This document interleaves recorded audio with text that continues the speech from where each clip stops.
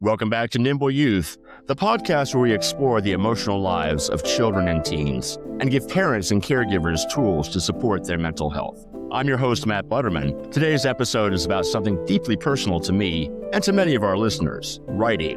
For some people, writing is just an academic task, but for others, it becomes something much more powerful, a way to process emotions, make sense of chaos, and even survive difficult chapters of life. Before we begin today's conversation, I want to share something personal. I didn't start writing because I thought I had something important to say.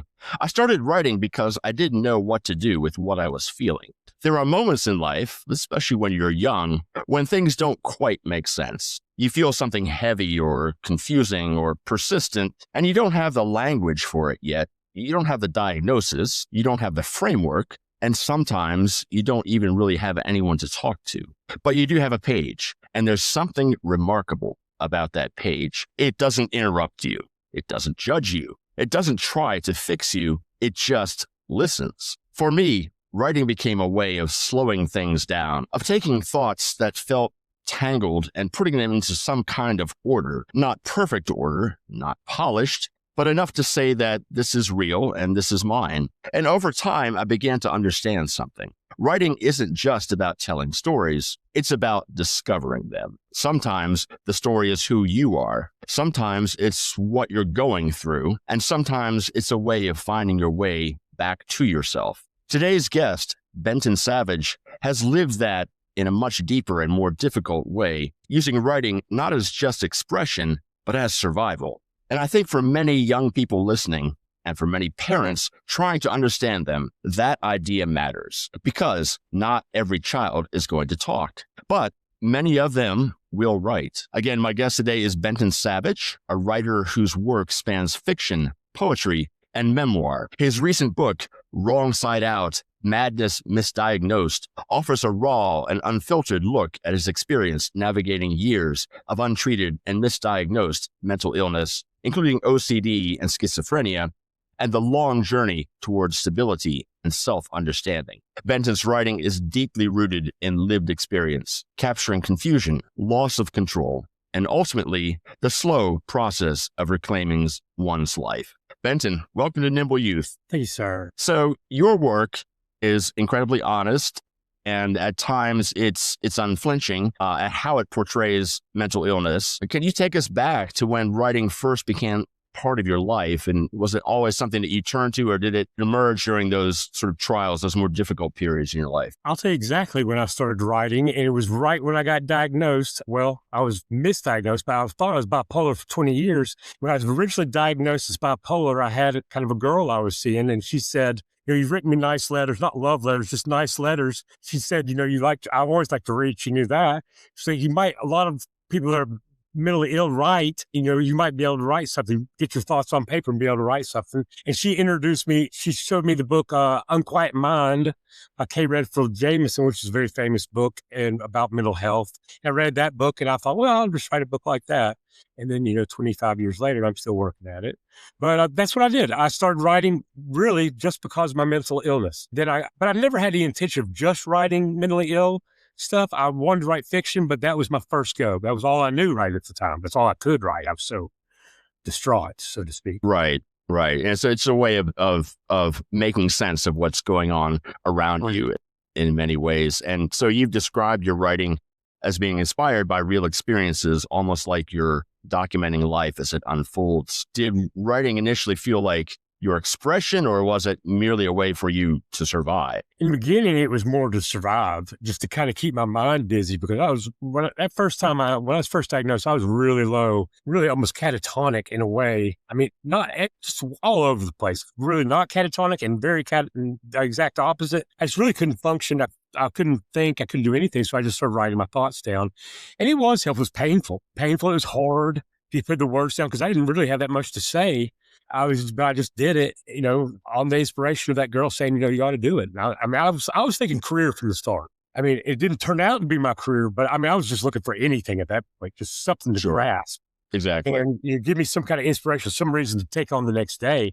And it really does. There were plenty of times when I was like, when I'm really down, don't go too far because, you might make it as a writer and you've got something to say about this illness. Right. And it really kept me alive in a way, just the optimism of writing. Yeah. Yeah, it does. For many writers and many of our best writers, our most famous writers, have had mental illness or very difficult lives. And the act of writing has been sort of a discipline that they engage in. And it's a period during their day where they can sit down and focus on it, where there might be chaos going on around them. Or, Ernest Hemingway famously would spend his nights drinking, and then he'd wake up at, 5 a.m. and just boom, yes, work assiduously on his writing. So, you've spoken openly about living for years with untreated or undiagnosed mental illness. And,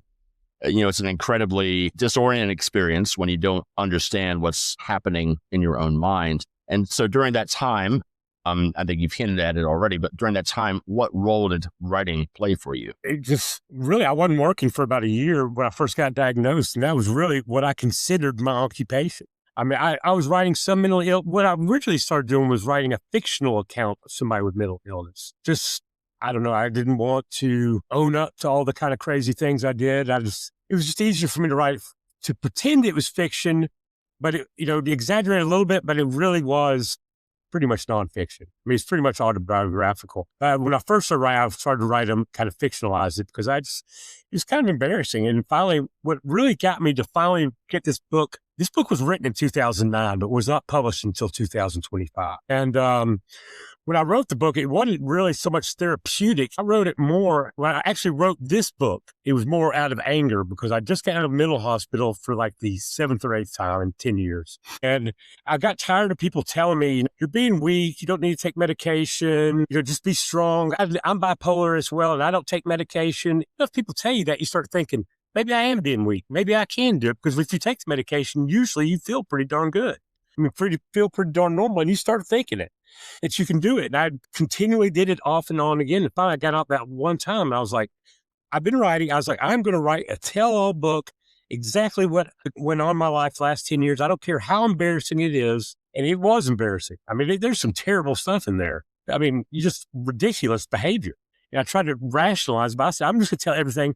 And my point was, at the end of this book, you tell me I don't need to be on mental health medication if you read this book, because there's no doubt this person has got some issues. I mean, mental health.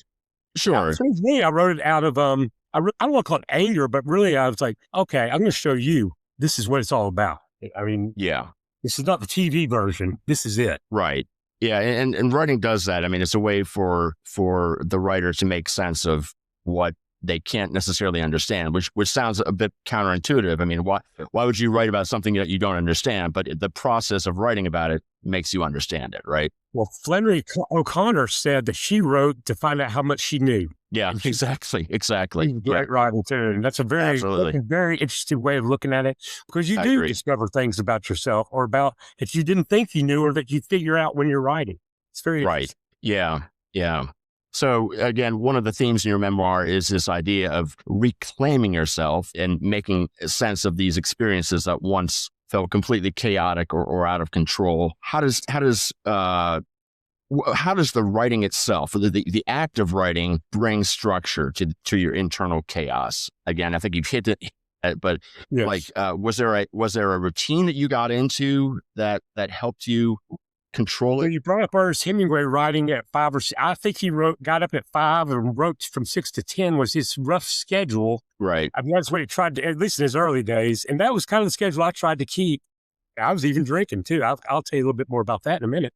But I really wanted to live the Ernest Hemingway lifestyle when I first got started. I tried for a long time. He was supposedly bipolar, or they speculate that he may have been. He probably had some issues given the end of his life. Sure. Just given his life in general. But I tried to follow his part, and I still do follow. I've already written 2 or 3 hours this morning. I try to write first thing in the morning. As soon as I kind of get my bearings, I like to start off my day, because by 9 o'clock in the morning, the phone's ringing, and get it done in the morning, no distractions. I like to get up early. I was up at 4 o'clock this morning, writing by 5, and wrote till like 7:30. And that's kind of my schedule. I can't write 4 hours a day like Hemingway did. I just get I write 2 or 3 almost every day though. But 4 is a long time to write. It really is. It is a long time to write. The only time I write, and I'm writing in the process of writing my first novel right now, and same deal as with you. I get up in the morning and do it. I'm not typically a morning person, but because I have another profession and it's just the freshest time of the morning for me, and my thoughts are fresh. And sometimes I think, dream stuff at night, or I think of stuff when I'm waking up, and I have to go, I do have a pad by my, on the bedside table, but I have to go, sometimes put it, work on my computer for a little bit and get it down.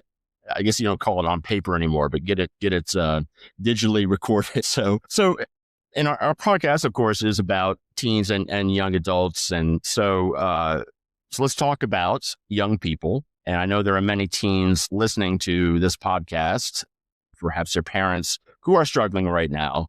They have anxiety, depression, these intrusive thoughts, or just they're feeling overwhelmed by life. And some of them might not think of themselves as writers. But what would you say to a teenager about how writing might be able to help? I will tell you this. No English teacher ever told me you're going to be a writer someday. Dedicate the first book. I was always a good student, but I was not an outstanding writer by any stretch. And I'm still not an outstanding writer, in my opinion. But you get better at it. You get better at putting your thoughts on paper. You get better at organizing it. It's easy to talk about it, but to get it on paper is a whole different thing. And you organize your thoughts. I will tell you a project that I'm working on. I'll tell you a couple of things to say right now. Since we're talking about youth, first thing I will say is that I was diagnosed as mentally ill when I was 8 years old. I wasn't told what I was, but I took this drug called Meloril when I was 8 years old, which was one of the first antipsychotics that came out in the 60s or 70s. I started taking it probably 80 or 81. And I took it for 4 or 5 years, did well in school and athletics, socially. And then I went off to boarding school when I was in 9th grade. And I don't remember this, but my mom tells me, I told her, I don't want to take the pills when I go off to school. I just didn't want to do it anymore. So I didn't take medicine for all through high school and college. That I quit when I was about, we'll call it 14. And then I got re-diagnosed, but diagnosed as bipolar when I was 25. So I went 10 years and my life was good at times, but my grades steadily went down from the time I quit taking medication until I was pretty much a straight A student when I was taking medication. By the time I graduated college, I was basically a C student, barely graduated. And I can attribute, I contribute that to a lot of things, but the medication was one thing that my grades steadily went down every year from that time on. This time I got off medication. Medication does help. But I was just going to throw that in about the youth. I'll tell you another thing that has really been helpful for me lately, and this is my latest book that's coming out in a couple months, and you're talking about writing first thing in the morning. I'm also an alcoholic, and I wrote this book called The Stoic Alcoholic, which is basically a daily journal. I wrote every 365 days. I probably wrote 180 days of it. And I wrote just that day. I never rewrote them. Didn't really reread them.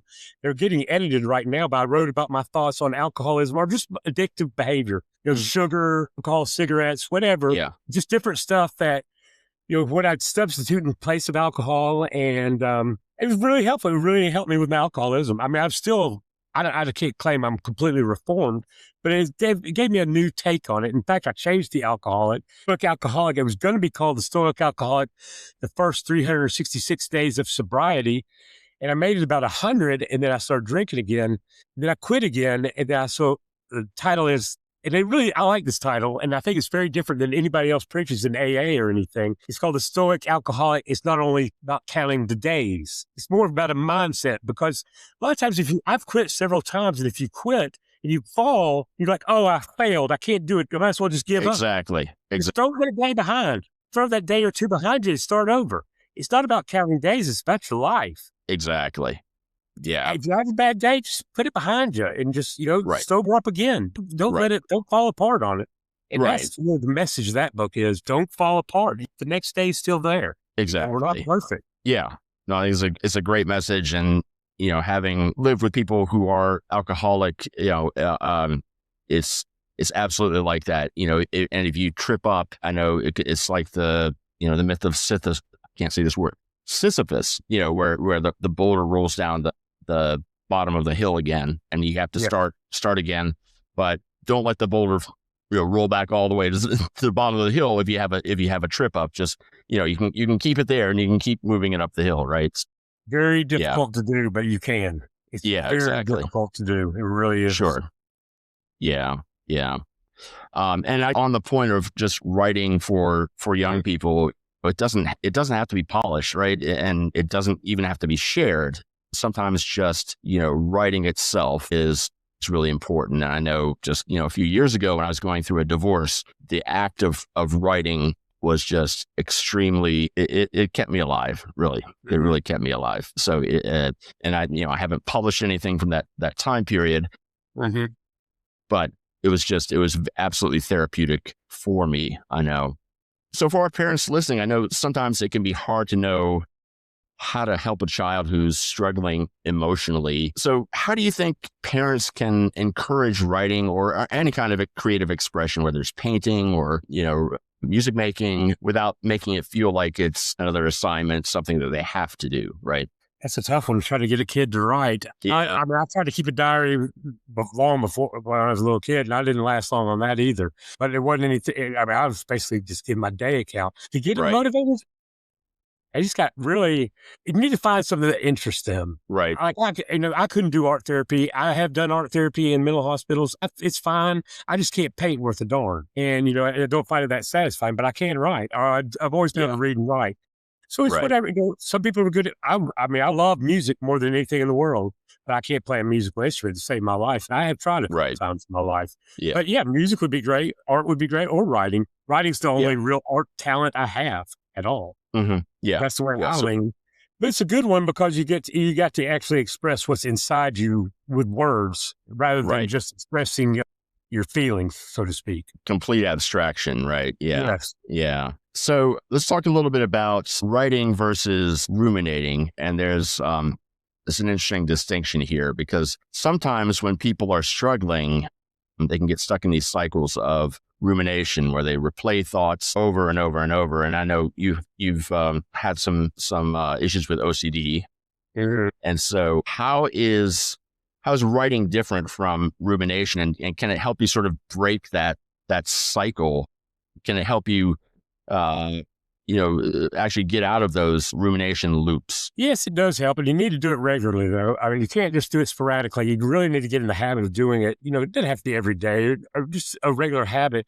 Yes, just getting it down on paper. You start to realize if you write down your behavior on paper, it makes a lot. You start to realize sometimes you're just being kind of ridiculous. Especially with OCD, because you just repeat things go over I got a really bad case of OCD. I'm not like a cleaning type of OCD. I get stuff stuck in my head and I just repeat it over and over and over. I remember at one point I was walking and I was either wanting to go one direction or the other, and I could not make up my mind if I wanted to go backwards or forwards. And I started playing the song, should I stay or should I go? Over my head. And I would walk about 5 yards that way, about 5 yards that way. It was really, I was off my medication. I was completely locked in, and I was so stuck in a cycle, I could not even make up my mind which way to walk. But eventually I just stuck. I don't remember what ended up happening. I obviously got out of it, but I several times, often, even to this day, that's really my biggest problem is the OCD, is the repeated thought behavior, repeated thoughts. I mean, you just can't, you get something in your head, you get an idea in your head, it's hard to get it out of there. Even opinions, it's hard to get an opinion out of your head that's wrong because you're so set on it. I mean, everybody has that problem, but an OCD person can really, he can mount some evidence that he's had in his head for about, for a long time. Right. It's really built up. It's going to take a lot to break that down.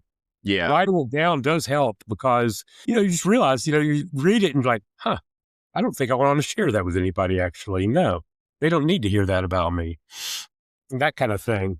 So yeah, it does help. And just the discipline of it can help.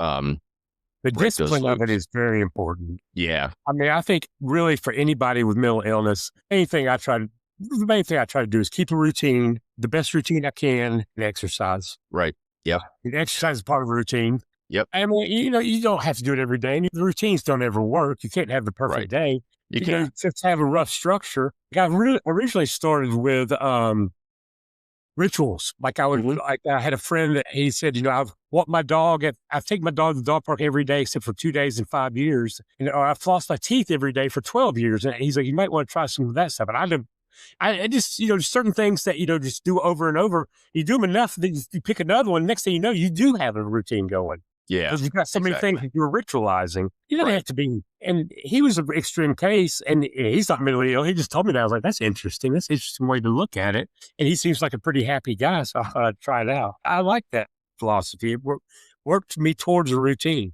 It's often Yeah. broken, but I do have a real structure. Right. Yeah. Yeah, for sure. So let's talk a little bit about the difference between identity and a personal story. So when someone goes through a period of mental illness, especially if it's misdiagnosed or misunderstood, it can really shake their sense of identity. So how did writing help you rebuild the sense of who you are? In other words, making a story out of what you thought your identity was previously, but seeing yourself in a new pattern, perhaps. Is that what happened for you? Well, writing, I don't know if, I've written off and on for 20 years, or 20 or 25 years. I'll tell you what, as a person that gets manic often, I'm as a person that gets manic, it takes, and you get these unreal thoughts about yourself, your grandiose thoughts about yourself. Like at one point, I thought I might be president of the United States. I really thought that. And it takes a while, to realize that you're not quite the person that you think you are when you're in these kind of moods. Right. But you're also not the person that you are when you're really down. Right. Or you're somewhere in between. But that upstage, when you really think you're something, it's a humbling experience to admit that you were never going to be that person that you've dreamed of being. Nobody could be that person, really. Right. And, it takes a lot to get out of that thinking. It's just like when you're really depressed, you're not that bad of a person. You think you're never going to get out of this hole, but you get out of it. But it takes a little while, and, you remember it. And, you remember those days. I'm sure writing did help, but I just remember the realization when I was like, oh, Benton, you're not all that you think you are sometimes. And these dreams that you had are never going to happen. I didn't really want to be president of the United States. I felt like I had to be president. That was my duty. Yeah. President of the United States. It's just ridiculous thoughts. It's a very humbling experience to realize, no, you're not going to be anything like anywhere near that. But did writing help? Yes, because I share some of my thoughts with people, and they're like, okay, yeah. But I think I do in my memoir talk about me thinking I could be president of the United States. At one point, I thought I could run across the United States like Forrest Gump. I was in California. I thought I could run across the United States like Forrest Gump. I really believed it. I took off, ran about a mile or two, and then I was stuck. Right. Yeah. Really, I wrote about, and writing about that does help. I hope it helps other people, really. It did help me. Really, I did write this book. In the beginning, I was writing to help myself, but in the end, when I wrote that memoir, it was, I want to prove to other people that, yes, you are, if people tell you need to take medication, most likely you need to be on it. Most people don't throw that around that lightly. Yeah. There's definitely cases that you don't. I'm not saying everybody needs to be on medication as told. If they're mentioning it to you, if they're strongly suggesting it, you ought to take it into strong consideration that they may be right and that you may not have a realistic take on what your life's like. Right. Yeah. And certainly as someone who has also struggled with some mental illness, ADHD in particular, finding the right medication is a journey, whether it's the right medication or whether it's the right dosage. It takes a while. And then sometimes your life will change and you'll need to change it again. But yes, but I agree. It's important to seek it out, and it might not be the only thing that helps you. Right. But it may be a good base from where to start. Certainly. I'll never say enough about the medication. I could never, no matter what routine, no matter how much I exercise, no matter how much positive thinking I had without medication, it'd all be all for naught. Yeah. It wouldn't work. It just wouldn't. Right. Believe me, I tried. Yeah. I tried about 10 times, and it just doesn't work. The medication is, if you got, and I will say this, if you're on medication, you think you're not doing that well, consider changing. There are so many medications out there. There's so many new medications coming out. I don't really follow the trends, but I know I've been on a lot of different medications over the last 30 years since I've been diagnosed. And, they change a lot. And now I think I found the right one, but it took a lot of time, and you got to be proactive. Absolutely. Because psychiatry or psychology, whatever the field, it's very judgment, not judgment. It's very, there's not a test to tell you. You can't take a blood test. They tell you you're schizophrenic. It is the doctor's opinion. Right. Question the doctor. I didn't question the doctor. I accepted my bipolar diagnosis. I didn't really accept it well, but I thought that was what I was. I thought that was my diagnosis. And I think what happened was the doctors knew I was schizophrenic, but they were afraid to tell me, afraid to change my diagnosis from a previous doctor. It was on paper. That's what I really think. And I've talked to a couple of doctors, like, that's a good possibility, that they weren't involved. They're like, that's a possibility. They didn't want to, either tell you that you're schizophrenic or go against somebody other doctor who gave their opinion. Exactly. It was such a wobbly issue, for lack of a better word. Yeah, no, for sure.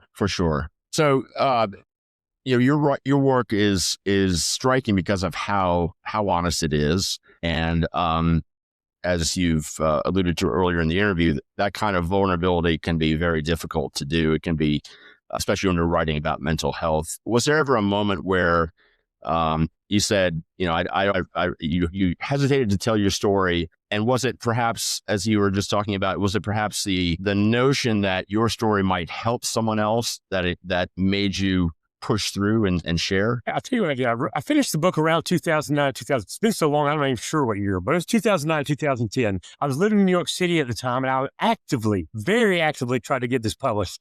Probably almost every literary agent I could find. I had a book. I mailed them out. Only one person showed any interest, and then in the end, they didn't. So I sat on it for 12 years, really didn't think of it. Really didn't even think of it. And I had a web page. I put it on my web page just as a whim. Really nobody even really noticed it. But one of my friends who was bipolar was my big brother in my fraternity. And he got in touch with me. He read it. And he was like, oh my, and nobody read it in 12 years. I hadn't even read it in 12 years. I hadn't even really thought about it. He's like, Benton, you've got to get this published. This is the best thing.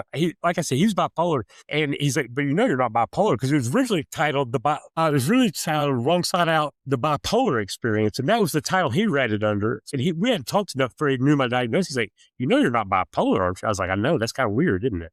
And I wrote that whole book thinking I was bipolar. You got to get it published. I was dating a girl at the time. She read it. And she's like, you got to get this published. Try to get it published. This is really, really good stuff. Really will help some people. So that was really what inspired me. And I was still very hesitant because I do have my own business. It's not a big business, but if my clients read this book, they're going to look at me a little bit different, for sure. Because most people don't know that about me, that I'm mentally ill. All my friends do.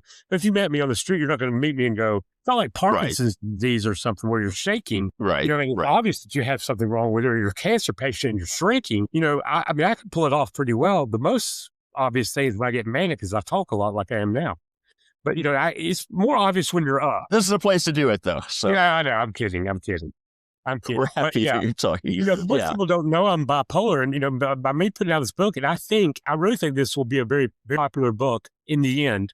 It's self-published right now, but I think in the end, it'll be a very, very popular book in those certain circles. I'm not saying it's going to be a Stephen King bestseller, but I think it's psychological. And I've read a lot of these books, a lot of memoirs.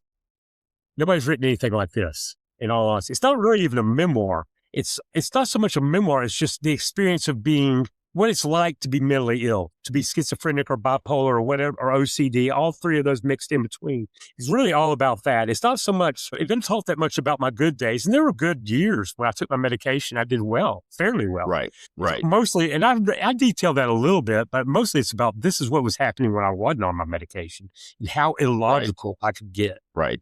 Yeah. Well, drama sells, as they say, right? It's kind of humorous too.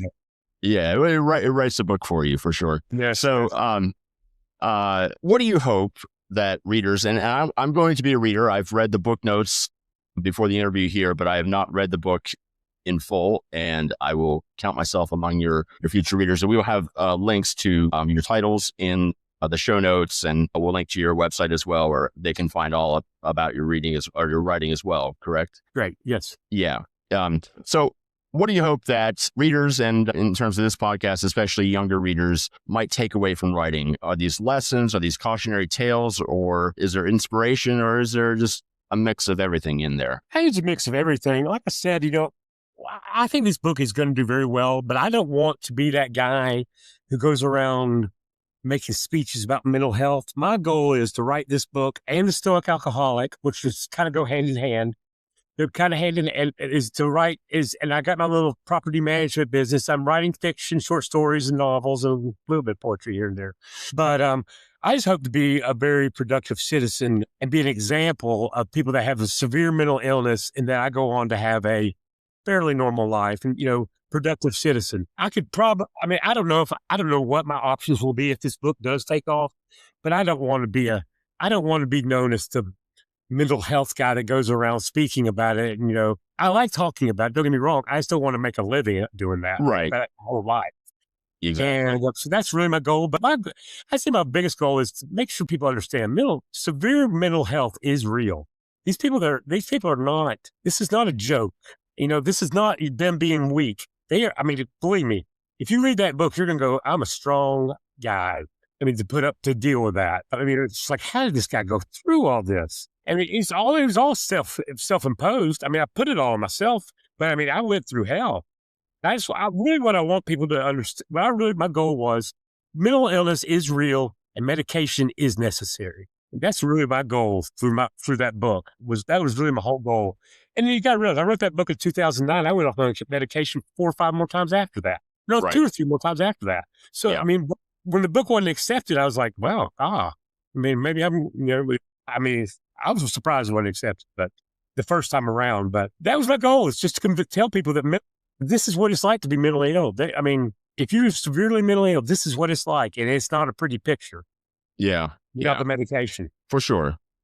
Well, and that's a good place for us to begin to wrap up. I keep thinking about this idea, which is that writing doesn't solve everything. It doesn't eliminate the struggle, but it gives shape to what can feel shapeless. It gives language to what feels unspeakable. And sometimes, that's the first step towards healing ourselves. And as both of us know as writers, that blank page can sometimes be intimidating, but it can also be an invitation and a canvas, if you will, for incredible freedom and just letting everything come out. And so before we close up, is there one final thought you'd like to leave with our listeners, especially the young people who may be struggling with their own mental illness right now? Well, I was going to talk about the writing thing a little bit. One thing I do when I hit like a writer's block or when I can't really think or can't write, I know kind of what I want to write, is I just start writing down words, like just one word, not even sequential or anything, just thought. And you do that for a couple minutes, and then all of a sudden you'll have something to write. Your thoughts will kind of come together, and then you'll be able to start organizing your ideas and your thoughts, and you'll probably be able to throw something down fairly coherent, and you work with it from there. But that's a good exercise, I think, for writing, is just to write down something related to what you want to write about, and just start writing the words, maybe a phrase here. Eventually it'll start coming together. It'll organize your thoughts. Yeah, for sure. So my guest today has been Benton Savage, the author of Wrong Side Out, Madness Misdiagnosed, as well as multiple works of fiction and poetry that explore the complexities of mental health and the human experience. You can learn more about Benton and his work at his website, which is www.bentonsavageauthor.com, and we will have the link in our show notes for this episode. And if this episode resonated with you, please consider sharing it with a friend, or even better, encourage a young person in your life to pick up a pen and start writing, or touch the keyboard, as it were. And as always, please rate and review Nimble Youth on Apple Podcasts and Spotify, because your support helps us continue these important conversations. Until next time, please remember, sometimes the most important stories we tell are the ones we tell ourselves. I'm Matt Butterman. This is Nimble Youth. We'll see you next time.